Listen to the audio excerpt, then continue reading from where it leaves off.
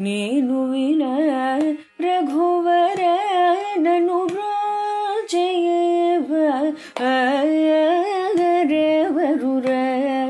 నేను విన రఘువర నను బ్రోజయేవరుర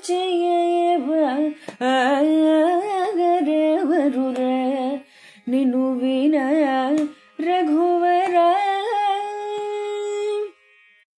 శ్రీశ్రవణం ఛానల్కి శ్రోతలందరికీ కూడాను మరొకసారి స్వాగతం. ఈరోజు మనం విన్న ఈ కీర్తన మైసూరు వాసుదేవాచార్యులు వారు కృతి చేసినటువంటి ఖమాస్ రాగంలో కూర్చోబెట్టినటువంటి కీర్తన అన్నమాట. చక్కగా పాడి వినిపించిన పావనికి అనేక అభినందనలు తెలియజేస్తూ యోగ వాసిష్టంలో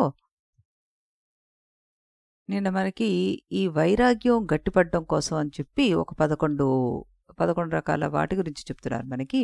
అవేంటి అంటే స్ఫుటత, సత్యత, సత్తా, ధీరత, నిర్వికల్పత, సమత, శాంతత, మైత్రి, కరుణ, కీర్తిరార్యత అంటూ ఆర్యత అంటూ మనకి సరిగ్గా 44లో 23వ శ్లోకం చెప్తోందనమాట. ఇక్కడ స్ఫుటత అంటే ఆత్మతత్వం మరింత స్పష్టం కావడం అని, సత్యత అంటే ఇదొక్కటే సత్యం, అదొక్కటే సత్యం అనే భావన రావడం, సత్తా అంటే సత్తా అంటే అదే తానుగా ఉండడం, ధీరత అంటే ఆ విషయంలో చలనం లేకుండా ఉండడం, నిర్వికల్పత కుందేటి కొమ్ము వంటి శూన్య పదార్థాలను భావించకుండా ఉండడం అంటే మిథ్యా వస్తువులను భావించకుండా ఉండడం, సమత అందరి జీవుల యందు భేదం లేని బుద్ధి ఉండడం, శాంతత మనస్సు కల్లోలం లేకుండా ఉండడం, మైత్రి అందరి జీవుల పట్ల స్నేహభావంతో ఉండడం, కరుణ ఇతరుల కష్టాలను చూసి కరిగిపోవడం, కీర్తి మంచి పనులు చేయాలనే ప్రవృత్తి, ఆర్యత పూజనీయత్వం. ఇలాంటి సద్గుణాలన్నీ కలిసి వచ్చి ధ్యానాన్ని మరింత వృద్ధి చేస్తాయట. ధ్యానం పెరుగుతున్న కొద్దీ వివేకం మరింత పెరిగి ప్రశాంతి ఏర్పడి ఆ సాధకుడి మనసు ధ్యానం వైపు పరుగుతీస్తూ ధ్యానంలో విశ్రాంతి చెందుతూ ఉంటుంది. ఇంతకుముందు ఈ మనస్సు లౌకిక విషయాల వెంట పరిగెత్తి చాలా అలసిపోయి ఉన్నప్పటికీ అనేక జన్మల పుణ్యం కలిసి వచ్చి ఉన్నప్పుడు ధ్యానపు వడిలో చేరి ప్రశాంతిని అనుభవిస్తూ అది అక్కడ బాగా స్థిరమై ఉంటే అంతకుముందు విని కూడా ఎరుగని మోక్ష సుఖాన్ని కూడా క్రమంగా అందుకోగలుగుతుంది. తర్వాత అప్పుడు శ్రీరాములు వారు అడిగారనమాట, ఎంత ప్రయత్నం చేసినా చివరికి 7వ భూమిక యోగ భూమిక అందిన మనస్సు మళ్ళీ మామూలు లోకంలోకి వచ్చేసరికి లాగి విడిచిపెట్టిన ధనస్సులాగా వంకరదే అయిపోతోంది కదా, మనస్సుకు పూర్వపు లౌకిక స్థితి తప్పదు కదా గురుగారు అంటూ అడిగారనమాట. అప్పుడు వశిష్ఠుల వారు అన్నారు, అది పొరపాటు. మనస్సు ధనస్సు వంటిది కానే కాదయ్యా, అది పూలమాల వంటిది. మనం ఎలా వంచి ఎలా అట్టి పెడితే అది అలాగే ఉండిపోతుంది అన్నారు. ఇంతకు అసలు సమాధి అంటే ఏమిటనుకుంటున్నావు నువ్వు? ద్రష్టృ దృశ్యైకతా రూప ప్రత్యయో మనసో యదా స తదేక సమాధానే తదా విశ్రామ్యతి స్వయం అంటూ సర్గ 45లో 38వ శ్లోకంలో చెప్తున్నారు. ద్రష్ట దృశ్యము అనేవి అభిన్నాలనే జ్ఞానం మనస్సుకి కలగడమే సమాధి. ఆ జ్ఞానం కలగగానే మనస్సు ఆత్మయందు విశ్రాంతిని చెందుతుందన్నమాట. ఏషణాత్రయాన్ని వదిలిపెట్టేసిన వాడికి ఇలాంటి జ్ఞానం కుదురుతుంది. అందువల్ల వాడికి ఆ జ్ఞానం సహజ సిద్ధం. ఇక్కడ మనకి పతంజలి మహర్షి సూత్రాలు ఎలా ఉంటాయంటే, దేశబంధశ్చిత్తస్య ధారణ అంటే చిత్తాన్ని ఒక విషయం మీద నిలబెట్టడం ధారణ అన్నారు. తత్ర ప్రత్యైకతానాత ధ్యానం అన్నారు. ఇదేంటి? ఆ లక్ష్యం మీద చిత్తవృత్తి నిలపడం ధ్యానం అన్నారు. తదేవార్థమాత్ర నిర్భాసనం స్వరూపం శూన్యమివ సమాధి. ఆ ధ్యానంలో సాధకుడు తనను తాను మర్చిపోయినట్లయిపోయి ధ్యేయవస్తువు మాత్రమే మిగిలితే అది సమాధి అన్నారు. తర్వాత ఏమన్నారు ఆయన? త్రయమేకత్రయ సంయమ అభ్యాస పాఠవం వల్ల ధారణాధ్యాన సమాధులు విడివిడిగా కాకుండా కలిపి అదే క్షణంలో అదే లక్ష్యంలో ఒకేసారిగా కుదిరితే దాని పేరు సంయమం. ఇవి పతంజలి యోగ సూత్రాల్లో మనకి విభూతి పాదంలో కనబడతాయి అన్నమాట ఈ సూత్రాలు. అక్కడ యోగ వాసిష్టంలోని సమాధితో సమంగా ఉందని మనకి రచయిత వివరిస్తున్నారనమాట. నానా ప్రయాసపడి సమాధిని సాధించినా అది కొంతసేపటికి మళ్ళీ పోతుంది కదా అని నువ్వు ఆలోచిస్తున్నావు కదా శ్రీరామ. విశుద్ధమైన జ్ఞానం ఉదయించే వరకే నీ ప్రయత్నం. జ్ఞానం ఒకసారి ఉదయించింది, ఇంక నువ్వు పొమ్మన్నా పోదది. అందువల్ల జ్ఞానికి అందే సమాధికి భంగం అనేది ఉండదు, కనుక మళ్ళీ మళ్ళీ ప్రయత్నం చేయాల్సిన అవసరమే ఉండదు అన్నారు. ఈ మొత్తం ప్రక్రియకు మూలబంధువు పరవైరాగ్యం. అది కుదిరిందా దాని వెంట జ్ఞానం, దాని వెంట సమాధి వెంటనే వచ్చేస్తాయి. వాటిని ఎవ్వరూ ఆపలేరు. అందుకనే పరం విషవైతృష్ణం సమాధానముదాహృతం అంటూ సర్గ 45లో 46 శ్లోకం అనమాట. పరవైరాగ్యాన్నే సమాధి అనేస్తే చాలు అంటున్నారు. కనుక రామ, ముముక్షు అయిన వాడు వైరాగ్యాన్ని, సజ్జన సాంగత్యాన్ని, సత్యాస్త్ర అభ్యాసాన్ని తగిన విధంగా ఉపయోగించుకొని వాటి సహాయంతో ధ్యాన వృక్షాన్ని ఆరోహించి ఆత్మానంద ఫలాన్ని అందుకోవాలి. అలా ఆత్మతత్వానుభవం సాక్షాత్తుగా జరిగితే చరమవృత్తి అనబడే జ్ఞానం కూడా తన ఉపాదనాకారణమైన అజ్ఞానంలో కలిసి నశించిపోతుంది. ఆత్మ మీద ఆరోపించుకున్న అసత్య పదార్థాలను తిరస్కరించడం ద్వారా మిగిలిన ఉన్న శుద్ధాత్మమైన విషయంపై గల చిత్తవృత్తి యొక్క పునరావృత్తి, నిధిధ్యాసము అని దేన్ని అంటున్నామో ఇవన్నీ కుదురుతాయి. ఇప్పుడు అలాంటి నిధిధ్యాసం పరిపాక దశకు చేరుకున్నప్పుడు ఒక అఖండ బ్రహ్మాండాకారమైన చిత్తవృత్తి ఏర్పడుతుంది. దాని పేరే చరమవృత్తి. ఇది బ్రహ్మ విషయకమైన జ్ఞానానికి చరమాంకం. ఇది కూడా అవిద్యలో అంతర్భాగమే. పరిపూర్ణ తాదాత్మ్య స్థితిలో ఇది కూడా రాలిపోక తప్పదు అన్నారన్నమాట. అని ఇక్కడ ఇంత వివరణ అవసరం లేదయ్యా. జ్ఞానం ద్వారా కలిగిన పరమ వైరాగ్యమే సమాధి. ఇతర నిర్వచనాలు అవసరమే లేదు. వైరాగ్యం అనేది ఉంటే ధ్యానం అనే పిచ్చిమాట అక్కర్లేదు. వైరాగ్యం లేకపోతే ధ్యానం అనే పిచ్చిమాటతో పనే లేదు. కనుక వైరాగ్యమే అన్నిటికంటే ప్రధానము. శృతపాఠ జపాంతేషు సమాధి నిరతో భవేత్, సమాధి విరత శ్రాంత శృతపాఠ జపాన్శ్రయేత్ అన్నారు. ఇది మనకి సర్గ 46లో 23వ శ్లోకం అన్నమాట. ఈ వైరాగ్య మార్గం ద్వారా సమాధ్యాభ్యాసం కోసం గురువులతోనూ సహధ్యాయులతోనూ కలిసి వేదాంత శ్రవణ చేయాలి. ఉపనిషత్తులను మాత్రం స్వయంగా చదువుకోవాలి సుమా. ప్రణవ జపం చేయాలి. ఇవి చేస్తూ చేస్తూ మెల్లిగా సమాధిలోకి వెళ్ళిపోవాలి.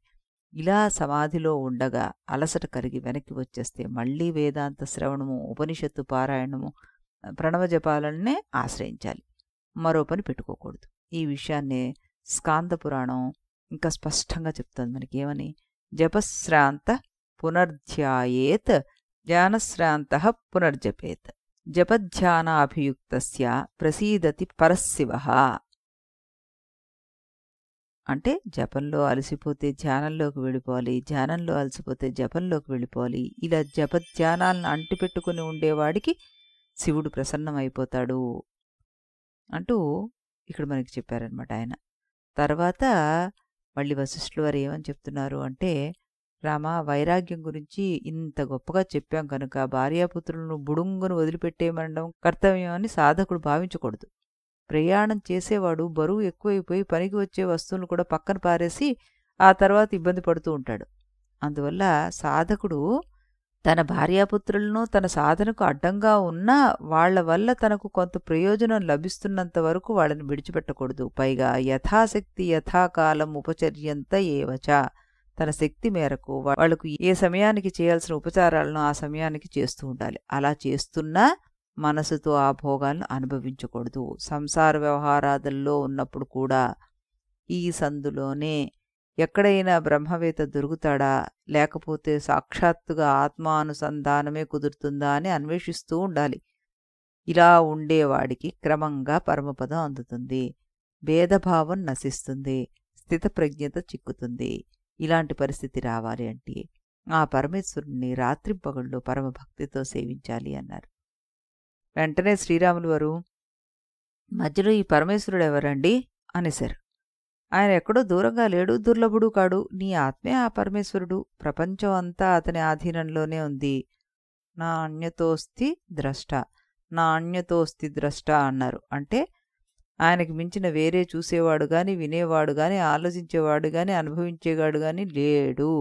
ఇది వేదమే స్వయంగా చెప్తుంది. కనుక ఆ రకమైన ఆత్మేశ్వరుణ్ణి ఆరాధించాలి. అప్పుడు ఆయన అనుగ్రహించి మన దగ్గరికి ఒక దూతను పంపుతాడు. నా ఆత్మేశ్వరుడు నా దగ్గరికి దూత పంపడం ఏమిటండి? ఇంతకీ ఎవరా దూత అంటూ అడిగారు శ్రీరాములు వారు. వివేకమే ఆ దూత. ఆ దూత ద్వారానే పరమేశ్వరుడు సాధకుడికి జ్ఞానబోధ చేస్తాడు. ఆ జ్ఞానం ద్వారా తాను అతనికి అందుతాడు. అలా అందే పరమేశ్వరుడి పేరు ప్రణవము. ఆయన ఆకారం విరాట్ రూపము. కనుక రామ, సాధకుడు ఇలాంటి పరమేశ్వరుణ్ణి ఉపాసించాలి. పూర్వజన్మల్లో ఇష్టదేవతారాధనలు చేయగా చేయగా ఆయా దేవతల అనుగ్రహాలు కలిసి రాగా రాగా చివరికి ఒక జన్మలో ఇలా ఆత్మైశ్వర్యోపాసనం చేసే స్థితి లభిస్తుంది. ఈ ఉపాసన వల్ల వాసనారహిత స్థితి లభిస్తుంది. దానివల్ల స్థితప్రజ్ఞత నిలదొక్కుంటుంది. దానివల్ల ఆ వ్యక్తి హృదయానికి ఒక గొప్పదనం, ఒక ఉదారత లభిస్తాయి. దానివల్ల స్వర్గలోక సంపదలు కూడా అతన్ని చెరింపజేయనటువంటి పరిస్థితి వచ్చేస్తుందన్నమాట. ఇలాంటి స్థితినే వాసనాక్షయమని, మనోనాశనమని, అమనస్క స్థితి అని అంటుంటారు. ఇది సప్తమ భూమికలో అందుతుంది. ఈ భూమికి ఒకసారి అందితే ఇంకా చెడిపోదు. దీన్ని అందుకున్నవాడు నిత్యము తురీయ స్థితిలో ఉంటాడు. కనుక అందరికీ ఉండే అవస్థాత్రయం వాడికి ఉండదు. అలాంటి వాడు బయటవారి దృష్టిలో జాగృత అవస్థలో ఉన్నప్పటికీ తన దృష్టిలో మాత్రం సన్మాత్ర స్వరూపుడుగా ఉండిపోతారు అన్నారు. శ్రీరాముడు అప్పుడు అడిగారు, ఇక్కడ మనస్సు కూడా లయించిపోయిందని చెప్పడం కంటే చిద్రూపుడైన ఆత్మకే చిత్తం ఉందని, దానిలో చైతన్యం సులభంగా అభివ్యక్తం అవుతుందని చెప్తే బాగుంటుందేమో. ఎందుకంటే అసలు చిత్తం అనేదే లేకపోతే చైతన్యం అభివ్యక్తం అయ్యేది ఎలాగా అన్నారు. అప్పుడు వశిష్ఠుల వారు, జీవుడు కొంతసేపు జడస్వభావంలో ఉన్నమాట నిజమైతే ఆ దశలో చైతన్యం కప్పివేయబడుతుందని, జీవుడికి జ్ఞానం కలిగితే జడత్వం తొలగిపోయి మళ్లీ చైతన్యం అభివ్యక్తం అవుతుందని చెప్పొచ్చు. అలా అభివ్యక్తం కావడానికి చిత్తం అనేది ఒకటి అవసరం కావచ్చు. కానీ పరిస్థితి అలా లేదే.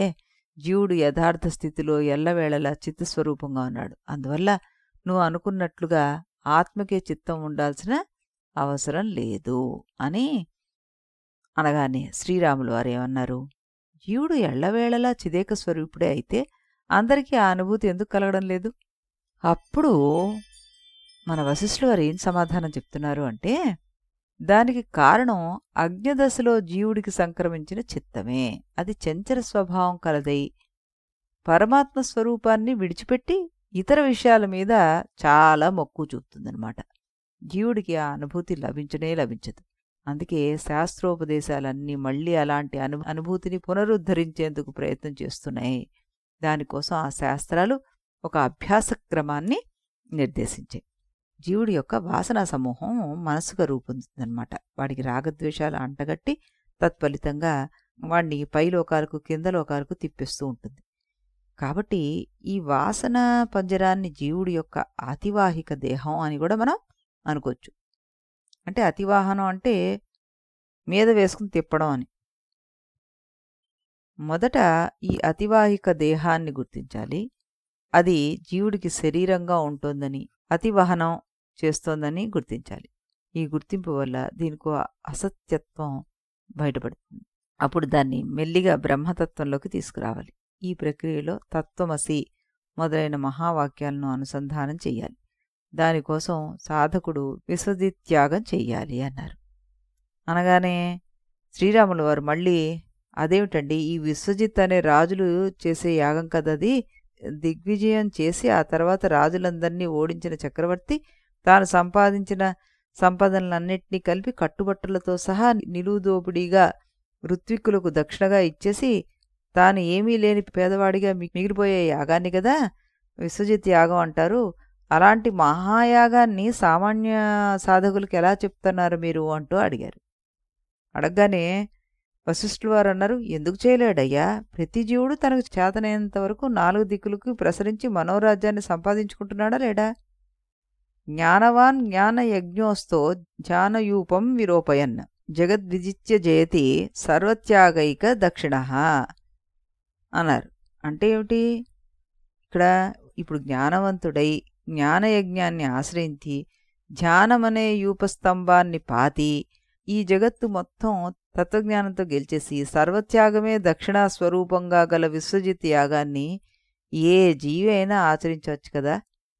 ఇక్కడ యూపస్తంభం అంటే మనందరికీ తెలిసిందే, యజ్ఞంలో ఒక స్తంభాన్ని పెడతారు కదా, అదనమాట. కనుక రామ, ప్రతి సాధకుడు జ్ఞానబలంతో విశ్వజిత్ త్యాగం చెయ్యాల్సిందే. ఇలాంటి మహత్వం వాసనారహితులైన మహనీయులకు సిద్ధిస్తుంది అంటూ చెప్పారన్నమాట. తర్వాత ఆయన ఏం చెప్తున్నారంటే, రామ, వాసనల దృఢత్వ శిథిలత్వాలతోటి ఉండే వైచిత్రాన్ని బట్టి సృష్టిలో జీవులు 7 రకాలుగా విభజన చేశారు. ఆ భేదాలను నీకు వినిపిస్తాను అంటూ చెప్పారనమాట. అక్కడ ఏమిటంటే ఆ భేదాలు స్వప్న జాగరులు అన్నారు. ఒకానొక గత కల్పంలో ఒకానొక లోకంలో ఒకానొక చోట కొందరు జీవులు జీవించి ఉండి అప్పటికీ నిద్రా సమయంలో కలలు కంటూ ఉండేవారట. వాళ్ళ కలలో ఇప్పటి ప్రపంచం అంతా కనిపిస్తూ ఉండేది. వీరే స్వప్న జాగర జీవులు అంటారు. అంటే అప్పుడు నిద్రిస్తున్న ఆ జీవులు ఇప్పుడు ఈ లోకంలో ఉన్న మనందరినీ కళల్లో చూస్తున్నారు. మనం వాళ్ళకి స్వప్న మానవులం అవుతున్నాం. మాయా శబల బ్రహ్మ సర్వగతుడు కనుక ప్రతిదీ ప్రతి చోట ఉండవచ్చును. అందువల్ల స్వప్నం ఎప్పటిదో గతకల్పంలోంతైనా ఇప్పుడు జీవులు స్వప్న జీవులు కూడా అవ్వచ్చు అన్నారు. అప్పుడు శ్రీరాములు వారు అన్నారు, గురుదేవా, ఇది ఎలా కుదురుతుందండి? ఈ కల్పంలో కలలు కన్న జీవులు అప్పటి ఆ కలలో మనల్ని చూసి ఉంటే ఉండొచ్చు, కానీ వాళ్ళు ఈ కల్పంతో పాటే నశించిపోయారు కదా, ఇప్పుడు వాళ్ళు లేరు కదా. ఒకవేళ వాళ్ళు ఇప్పుడు మళ్ళీ పుట్టి మళ్ళీ వారు మనల్ని కల్లో చూస్తున్నారు అనుకున్నా, వాళ్లకు మెలకు వచ్చాక ఆనాటి పాత జగత్ ప్రపంచం చూడటం అసాధ్యం కదా. అటువంటప్పుడు వాళ్లే వీళ్ళు అనడం కూడా అసాధ్యం. కనుక మీరు చెప్పేది ఎలా సంభవిస్తుంది అంటూ ఒక గంభీరమైన ప్రశ్నను వేశారు. అప్పుడు రాములు వారితోటి మన వశిష్ఠులు వారు ఏమని చెప్తున్నారంటే, రామా, ఈ గతకల్ప జీవులకు తత్వజ్ఞానం కలిగి ముక్తే అందిందనుకో, అప్పుడు నీ ప్రశ్నకు అవకాశమే లేదు. తత్వజ్ఞానం కలగలేదనుకో, వాళ్ళు కల్పాంతంలో ఈ దేహాన్ని వదిలేసి వాటి వాసనా బలంతో మరో దేహాన్ని కల్పించుకుంటారు. ఆ వాసనా బలం చేతనే మళ్ళీ అలాంటి స్వప్నాలనే పొందుతూ ఉంటారు. ఉత్పత్తి ప్రకరణలో మనకి 5వ ఉపాఖ్యానం అనే కథ చెప్పాను, నీకు గుర్తుందా? అందులో 5 10 మంది కూడాను 10 సంకల్పాలను ప్రపంచంలో సృష్టి చేసుకోలేదా? ఆ సృష్టి వారు ఎలా చేశారనుకుంటున్నావు? వాళ్ళ వాసనా బలం చేతనే కదా చేసింది. అందుకనే ఇందాక నేను సర్వం సర్వత్ర విద్యతే అన్నాను. 50వ సర్గలో 9వ దాంట్లో అన్ని చోట్ల ఉన్నాయన్నాను. ఇంతకు చెప్పొచ్చింది ఏంటంటే, 5 లాంటి వాళ్లే స్వప్న జాగర జీవులు. ఇక రెండోది సంకల్ప జాగరులు. వీళ్ళేంటంటే, గత కల్పంలో కొందరు జీవులు అసలు స్వప్నాలే లేకుండా ఎల్లప్పుడూ జాగర సంకల్పాలకే అధీనులై మనోరాజ్యానికి వశమైపోయి ధ్యానం నుంచి జారిపోయి ఆ సంకల్పం మీదే అభిమానాన్ని పెంచుకొని ఆ సంకల్పంతోనే రాలిపోయి మళ్ళీ జన్మెత్తిస్తుంటారు. ఉదాహరణకి మనం నిర్వాణ ప్రకరణంలో జీవటోపాఖ్యానంలోని యతీశ్వరుడు వంటి వాళ్ళ గురించి చెప్పుకున్నాం. అలాగే నెక్స్ట్ది కేవల జాగర జీవులు. ఈ కల్పంలో ఈ బ్రహ్మదేవుడి యొక్క సృష్టి సంకల్పంలోంచి మొదటిగా అవతరించి అక్కడ శరీరధారులై అక్కడ స్వప్నశూన్యులైన వారు ఉంటూ ఉంటారు. కేవల జాగరులు వీళ్ళనమాట. అంటే ఉదాహరణకి స్థితి ప్రకరణలో మనం చెప్పుకున్న దామవ్యాలాదులు వంటి వారు. తర్వాత చిరజాగరులు అన్నారు. మీద జన్మ పరంపరలను పొందుతూ జాగృత స్వప్న సుషుప్తుల మూడింటిలోనూ సంచరిస్తూ ఉండేవారు చిరజాగరులు. తర్వాత ఘనజాగరులు. చిరజాగరులో కొందరు పాపబలం వల్ల వృక్షాది స్థావర జన్మాలను పొందుతున్నారన్నమాట. వాళ్లకు సంకల్పాత్మకమైన స్వప్నమే ఉండదు. అందువల్ల వాళ్ళు ఎప్పుడు చూసినా రకరకాల జాగృత అవస్థలో జీవిస్తూ ఉంటారు. వాళ్ళు ఇంకా ఘనజాగరులు. ఇక్కడ మహర్షి మనకి జాగృస్సు ఘనతాం గతః అంటూ 50వ సర్గలో 21వ శ్లోకంలో అన్నారు. అంటే రకరకాల జాగృత దశలో ఘనత్వాన్ని పొందుతారని అర్థం అనమాట. దీన్ని బట్టి వృక్షాది స్థావర పదార్థాలకు కూడా లోకసిద్ధమైన స్వప్నాలు ఉంటాయని, ఆ స్వప్నాల్లో వాటికి తాము మనుష్యాది స్వరూపాలను పొందినట్లుగా అనుభూతి కలిగే అవకాశం ఉంటుందని మహర్షి యొక్క అభిప్రాయం. తర్వాత జాగ్రత్త స్వప్నులు అన్నారు. చిరజాగర జీవుల్లో శాస్త్రాభ్యాసం వల్ల సత్సాంగత్యం వల్ల తత్వజ్ఞానాన్ని పొంది జాగ్రత్త దశను కూడా స్వప్నతుల్యంగా ఎవరైతే అనుకుంటారో, అంటే స్వప్నంతో సమానం అని ఎవరు అనుకుంటారో వాళ్ళు జాగ్రత్త స్వప్న జీవులు అన్నమాట. వీరు సామాన్యంగా మనకి 4, 5, 6 యోగ భూమికల్లో కనబడుతుంటారు. ఇక లాస్ట్ వాళ్ళు క్షీణ జాగరూకులు. తత్వజ్ఞానం ప్రబలమైపోయి అవస్థాత్రయాన్ని దాటిపోయి పరమపదంలో విశ్రాంతి చెందిన వారిని క్షీణ జాగరకులు అంటారు. వీరు సప్తమ యోగ భూమికకి చెందినవారన్నమాట. సముద్రంలోని నీరే సాంద్రతా భేదాన్ని బట్టి సప్త సముద్రాలనే వ్యవహారాన్ని పొందినట్లుగా జీవుల్లో ఉండే గుణభేదాన్ని బట్టి వారిని 7 విధాలుగా విశ్లేషించి చూపిస్తున్నారు. ఈ విశ్లేషణ అంతా ఎందుకు చెప్పాను అంటే వాసనల వైచిత్ర్యం ఎలా మెలికలు తిరుగుతూ ఉంటుందో తెలియడం కోసం. నీవి రహస్యాన్ని గ్రహించి వాసనాతీతుడవై శూన్యత్వ అశూన్యత్వాలను ఏకద్విత్వాలను అతిక్రమించి తత్వస్వరూపుడు వైపు అంటూ చెప్పారనమాట. ఇక్కడికి మనం దీన్ని ముగించుకుని రేపు మళ్ళీ ఇదే సమయానికి ఇదే ఛానల్లో దీని తరువాత శ్రీరాములు వారు ఏం ప్రశ్న వేశారు, దానికి మనం ఏం సమాధానాన్ని వింటాము అన్నది రేపు చెప్పుకుందాం. అంతవరకు సెలవు.